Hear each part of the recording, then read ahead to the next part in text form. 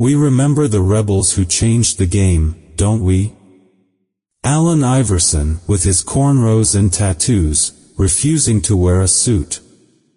Dennis Rodman, the bad boy of the late 80s Detroit Pistons, whose antics made global headlines. They embodied the street mentality that shook the establishment of the NBA. But long before them, there was the undisputed original. The league had its own ghost, a forgotten giant who carried the darkness of the streets right onto the polished hardwood. He was the precursor to every thug narrative, every controversial headline, the real original NBA's first bad boy. Imagine a 7-foot talent, dominating the sport from high school with stats that defy belief, yet carrying a gun in his gym bag, not a playbook. His name was Reggie Harding. He made history by being the first player ever drafted out of high school. Yet, his promise evaporated into a tragic cycle of violence, addiction, and heartbreak in his hometown of Detroit. This is the story of a monumental talent that should have been a dynasty, but ended as a chilling statistic. What happens when the weight of the street is heavier than the trophy you're supposed to win?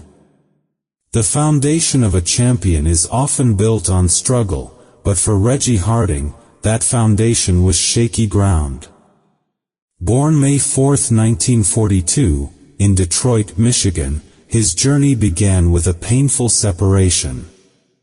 His young mother, Lily Mae Thomas, was a teenager, and because she was unmarried, her parents insisted the infant be put up for adoption. A couple from the Lower East Side of Detroit, who knew his family, took him in as an infant, becoming his foster parents. Growing up in the neighborhood, the boy was given a nickname that seemed harmless, Baby Huey. It was because he constantly sucked his thumb, a habit that would follow the towering man well into adulthood. But beneath the facade of the comic book giant, the young Reggie Harding was grappling with a hole only the streets could seem to fill. Around the age of 10, he discovered basketball. For a boy in his circumstances, it wasn't just a sport, it was the only visible pathway out of the hood, a shining promise that overshadowed the grim reality outside. A neighbor named Bill Irvin took the boy under his wing, becoming a vital mentor, focusing Reggie Harding's explosive energy into the discipline of the game. Reggie's physical growth was staggering. By middle school, he already stood 6 feet 5 inches. When he entered Eastern High, he shot up to 6 feet 10 inches, then quickly to 7 feet. He became a towering force, dominating every opponent he faced and earning the distinction of being reported as the first 7-foot player in a Detroit public school. His high school years were legendary. In his sophomore year, Eastern High won the state championship, fueled by Reggie's averages of 20 points, 15 rebounds, and 6 blocks per game. He followed that in his junior year with even more astonishing statistics: 27.7 points, 22 rebounds, 9.1 assists, and close to a quadruple-double average throughout the season, securing another state title. These numbers, a near-quadruple-double season average of 31 points, 25 rebounds, 10 blocks, and 8 assists in his senior year, made his name legendary, echoing in sports magazines across the nation. But the prodigious talent was inseparable from the troubled kid. At just 17, Reggie was always fighting, bullying smaller kids, and using his towering size to intimidate. He started running with the bad crowd, the street kids on the corner, which concerned his foster parents deeply. In a desperate attempt to discipline him, they sent him away to a farm in Cadillac, Michigan, to pick cherries. He despised the isolation and the constant ridicule he faced as the only black kid among white people who mocked his skin and his height. Having always been the bully, he couldn't handle being the target. In a defiant act, he stole the farmer's truck and drove it back to Detroit. Though he later turned himself in and received probation, the incident tore the veil of his promising career. The media, which once celebrated him, now turned on him. Negative press started piling up, detailing burglaries, drug trafficking, and drug use. His senior year saw an arrest for statutory rape of a 15-year-old girl, charges that were eventually dropped. But the damage was done. The press labeled him a serial rapist. It was through the newspapers, too, that the troubled teen discovered he was adopted. He demanded the truth from his foster parents, but they refused. Tragically, months later, Reggie Harding was accused of raping the legendary soul singer Florence Ballard of the Supremes. Florence Ballard was a member of the Primettes at the time. She had accepted a ride home from Harding, whom she knew from the neighborhood. He took her to an empty lot and allegedly raped her at knife point. This incident reportedly led to deep depression for Florence, and her family never pressed charges. This chilling incident, later confirmed by Mary Wilson of the Supremes in her book, cast a permanent shadow over the life of Reggie Harding.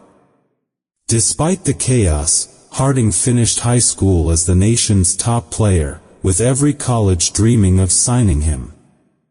With over 135 offers, the reality was he could barely read. Teachers had passed him purely because of his athletic gift. After attending a college prep school in Nashville to improve his grades, Reggie Harding made history in the 1962 NBA draft. The Detroit Pistons selected him in the 4th round, 29th overall. He was the first player in history to be drafted out of high school, paving the way for future legends like Moses Malone, Kevin Garnett, and LeBron. Reggie Harding had already etched his name into history. He was the pioneer, the first player to be drafted out of high school. This momentous achievement, however, was immediately overshadowed by the complex rules of the era. The NBA had a regulation requiring non-collegiate draftees to wait 4 years after high school. For a year, Reggie played in semi-pro leagues and briefly with the Harlem Globetrotters. In 1963, the Detroit Pistons, still desperate for a center, selected him again in the 6th round. His arrival in the NBA should have been a triumph, a signal that the Pistons had secured the future of the franchise with a 7-foot defensive monster. Instead, his career instantly became a collision between the league's rules and the unrelenting chaos of his street life. Back in his hometown of Detroit, he was surrounded by the elements he had desperately tried to escape: the clubs, the drugs, the crime, and the constant presence of his old friends. He was arrested for a gun charge, leading to an immediate suspension. When Reggie Harding finally stepped onto the court for the Detroit Pistons, he did make an impact. He was a physical force, one of the only players contemporaries claimed could genuinely challenge giants like Wilt Chamberlain and Bill Russell in the paint. His talent was undeniable, but the off-court volatility was a ticking time bomb the team simply couldn't manage. The locker room became a place of fear. Reggie would regularly go from games or practice straight to the clubs, or vice versa. He often didn't shower after games, instead grabbing a towel, wiping his face, and walking out, but not before spinning the cylinder of his gun and leaving. He carried the weapon in his gym bag and routinely pulled it out, pointing it at teammates. One of the most shocking and chilling stories involved his teammate Terry Dischinger. Reggie Harding fired shots at Dishinger's feet, forcing him to dance. The environment he created was so toxic that teammates actively avoided him, going out together after games but excluding him. He overheard their conversations and, according to close friends, he would often cry, convinced that the collegiate players looked down on him because he was merely drafted out of high school and felt he didn't belong.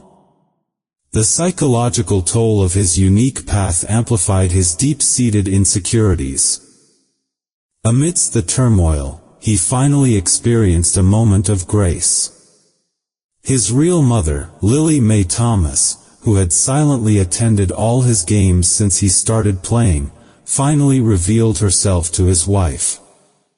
Though she begged Reggie's wife not to tell him, the truth came out, and he reconnected with his birth mother. He was happy. Yet, the brief respite from the street's grasp didn't last. Trouble continued to follow the towering center. He faced assault and battery charges against a Detroit police officer over a ticket. He was charged with pulling a gun on a club bouncer, a charge later dismissed when his lawyer argued the object was only a lighter that looked like a gun. The breaking point arrived the following year. The NBA, determined to make a statement against the encroaching, street mentality, suspended Reggie Harding for the entire season of 1965 to 1966. The official charge was conduct detrimental to professional basketball. The Detroit Pistons also levied a $2,000 fine, the highest penalty in professional basketball history at the time. The league had declared its first bad boy irredeemable. Suspension day brought the crushing reality. Stripped of his entire season's salary and slapped with the highest fine in basketball history for conduct detrimental to professional basketball, Reggie Harding lost his tenuous grip on the NBA dream. With no team to report to, he fell back into the darkest corners of his old neighborhood, hanging out with the drug dealers and killers he knew best. This return to the streets was fatal. He quickly became addicted to heroin, developing what was described as a 100-day habit. In the chilling reality of 1960s Detroit, where Motown artists were often gifted free narcotics, dealers provided free heroin to Harding because of who he was. The Detroit Pistons finally had enough and traded the uncontrollable center to the Chicago Bulls for a third-round draft pick. The Bulls, despite knowing about his infamous reputation and desperately needing a center, took a chance. But the change of city did nothing to change the man. The problems that plagued him in Detroit followed him to Chicago. His tenure with the Bulls was a terrifying 14-game nightmare. He was still prone to punching opponents on the court and was constantly clashing with his own teammates. In one incident that speaks volumes about his troubled mind, he played one-on-one with teammate Flynn Robinson. When Robinson won, Reggie Harding threatened to pistol whip him with a gun. Another night, Robinson woke up to find his roommate, Harding, sitting up in bed, pointing a gun directly at him. This was not the environment for a professional athlete. It was a scene ripped from a dangerous street corner. Off the court, his high school sweetheart and wife, Nadine, was attempting to divorce him, unable to cope with his behavior. The thought of losing his family wounded him deeply, but it wasn't enough to curb the self-destructive spiral. The Chicago Bulls' patience finally snapped after an act of desperation. Reggie Harding lied to the team, claiming his daughter had passed away and requesting time off for the funeral. The team granted him the leave, but he disappeared for nearly 2 weeks. Upon his return, the Bulls were done with the headaches and cut him after only 14 games. The man who was the first to be drafted out of high school was now an unwanted cast-off. Adrift and broke, he signed with the Indiana Pacers of the ABA, desperate for a contract paying $300 per day. The Pacers, too, chose to overlook the rumors, prioritizing their need for a center. He briefly showed flashes of his old brilliance, averaging a double-double with 13 points and 13 rebounds per game. But the instability was inherent. His old habits of missing practice, skipping games, and ignoring the dress code resurfaced. 2 incidents in Indiana proved to be the final straw. First, believing his teammate Jimmy Rale was a racist, Reggie Harding put a gun to his head. Second, during a televised interview, he threatened to shoot Pacers general manager Mike Soaring for not playing him. The Pacers immediately dropped him, marking the final time Reggie Harding would play professional basketball. Now a full-blown addict with no income, he turned to crime, robbing gas stations in his own neighborhood. He robbed the same gas station 3 times. The clerk knew who he was because of his distinctive 7-foot stature, even when he wore a stocking cap. He faced arrests for concealed weapons, narcotics withdrawals, and was even shot in both legs. In 1969, Reggie Harding was finally sentenced to 2.5 years in prison for a concealed weapons charge and violating his probation. The potential of the NBA's first bad boy was officially buried behind prison walls. In 1971, Reggie Harding was released from prison, determined to reclaim his life. He was young, still in his prime, and desperate to return to the NBA. He quit heroin, reconnected with his wife Nadine, and dedicated himself to change. He started attending church twice a week, secured a factory job, and spent every morning running and jogging, trying to get back into playing shape to try out for a basketball team. For the first time, the man who was the first to be drafted out of high school was genuinely focused on stability and family. But the peace was brutally short-lived. He was hit with devastating news. His real mother, Lily Mae Thomas, who he had recently reconnected with during his Detroit Pistons days, had been murdered by her boyfriend after a violent argument. Reggie was crushed. He took her death harder than anything else. At Lily Mae's funeral, he was heartbroken, standing over her casket for 15 minutes. It was there, amidst the grief, that he described his own funeral wishes, telling the director he wanted 2 floral arrangements, one shaped like a Cadillac, and the other a basketball backboard. Everyone present thought he was drunk or hallucinating, but in hindsight, some believed he knew his own tragic end was near. Just 2 weeks after his mother was laid to rest, on September 1, 1972, Reggie Harding was shot and killed in his hometown of Detroit. The shooter was Carl Scott, a man Reggie had befriended in the last months, even taking him to church. They were talking on a street corner when, for no apparent reason, Scott slapped Reggie. A confused Reggie slapped him back and, using his immense height, lifted Scott over his head, telling him he didn't want to hurt him. An embarrassed Scott left, only to return 20 minutes later in a car with a gun.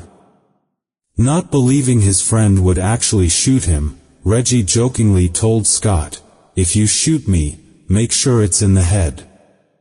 Scott fired once into his head, and as Reggie yelled in disbelief, why you shoot me?" Scott fired again and fled. The man who was dubbed the NBA's first bad boy died the next day at the hospital at the age of 30. In 1972, Detroit was the murder capital of America, and Harding's death became a painful headline, highlighting the vicious cycle of inner-city violence. Media articles at the time, already biased against the troubled star, were quick to label him America's dumbest criminal and a waste of talent. They pointed to his street background and adoption issues, blaming the environment for devouring the immense potential. The story of Reggie Harding was viewed not as a personal tragedy, but as a cautionary tale for the establishment, and a symbol of what happens when the street refuses to let go. The life of Reggie Harding ended as tragically as it was lived, a monumental cautionary tale in the history of American sports. He was the prototype, the original blueprint for the street ball player, the true NBA's first bad boy. He was the giant who achieved history by being the first ever drafted out of high school. Yet, his greatest achievement led him straight back into the arms of the very life he was trying to escape. His story is a heart-wrenching study of lost potential. We see a 7-foot man, capable of stopping Wilt Chamberlain and Bill Russell, reduced to robbing gas stations to feed a heroin habit. We see a star athlete, tormented by the feeling of being an outsider among his college-educated peers, choosing to carry a gun and threaten his teammates rather than seek help for his profound psychological issues. His final resting place holds a grim, poetic tragedy. Because the gravesite was too short for his 7-foot coffin, Reggie Harding had to be buried at an angle, almost sideways. Even in death, the world couldn't quite contain him or his complex story. The shadow of his life extended far beyond. In 1988, his own son, Reggie Jr., was convicted of murder and is currently serving life without parole. It's a bitter legacy, a cycle of violence that continued to devour the family name long after the Detroit Pistons legend was gone. A life this powerful, this filled with triumph, talent, and ultimate despair, deserves to be fully remembered. The story of Reggie Harding, the pioneer, the troubled soul, the first to be drafted out of high school, is more than a documentary. It would be a blockbuster smash hit in movie theaters. It is a narrative of resilience, betrayal, and the profound cost of the American dream when separated from the mental security that fame alone cannot provide. We read every comment. Tell us, when you look at the career and the tragic end of Reggie Harding, do you believe the environment he grew up in was entirely to blame, or was the weight of being the NBA's first bad boy simply too much for any young man to carry? Leave your thoughts below. If this story reminded you of the unseen struggles faced by phenomenal athletes, consider subscribing. We dive deep into the legends and the unseen truths of Black history every week. Until the next story, remember the name Reggie Harding, and may his soul finally rest in peace.